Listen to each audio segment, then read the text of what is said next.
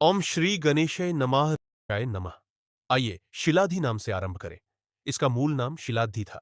शिला का अर्थ है पर्वत, जो स्थिरता और शक्ति का प्रतीक है, और धी का अर्थ है आध्यात्मिक बुद्धि। यह नाम दर्शाता है कि शिरडी की ओर कैसे बढ़ना चाहिए, शांत स्थिर चेतना के साथ, बाहरी हलचल से अड़ोल, ठीक जैसे कोई पर्वत। समय के साथ यह नाम शिरडी में परिवर्तित हो गया। समुद्र मंथन के समय देवताओं और असुरों ने वासुकी नाग और मंदराचल पर्वत का उपयोग करके सागर को मथा।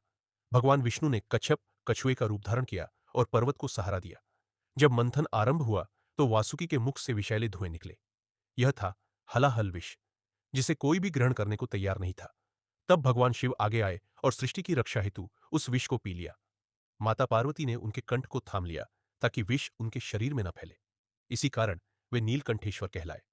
आज भी शिरडी के पास पठाड़ी नामक स्थान में एक शिवलिंग स्थित है, जिसके कंठ स्थान पर क्षरण सा प्रतीत होता है, जैसे उसने वही विष धारण किया हो। कथा आगे बढ़ती है। भगवान विष्णु ने मोहिनी रूप धारण किया और अमृत का वितरण किया। उन्होंने देवताओं को अमृत दिया और असुरों को मोह में डाल दिया।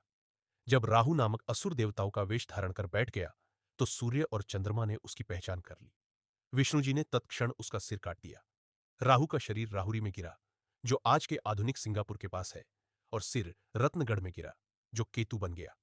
माना जाता है कि समुद्र मंथन से निकला अमृत एक नदी के रूप में बह निकला, जिसे पहले अमृतवाहिनी कहा जाता था और अब प्रवाला नदी के नाम से जाना जाता है।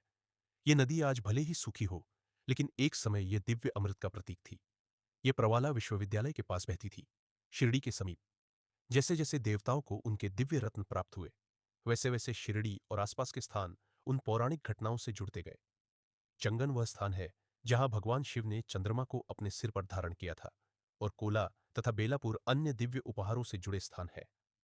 यह सब दर्शाता है कि शिरडी प्राचीन काल से ही अस्तित्व में था, एक ऐसा स्थान जो आध्यात्मिक ऊर्जा से परिपूर्ण था और जहां आर्षि मुनि आकर्षित होते थे।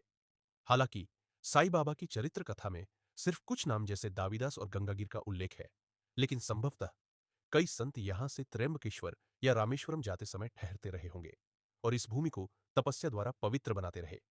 इसलिए जब साईं बाबा ने शिरडी को चुना, तो वह कोई साधारण गांव नहीं था। यह एक ऐसी भूमि थी जो पहले से ही आध्यात्मिक रूप से तैयार थी। जब बाबा इस भूमि पर नंगे पांव भिक्षा लेने निकलते या लेंडी बाग की ओर जाते, तब वे हर कण को और भी पवित्र कर देते। आज भी जब भक्त शिरडी में कदम रखते हैं, कुछ भीतर बदल जाता है। हम शांत, करुणामय हो जाते हैं।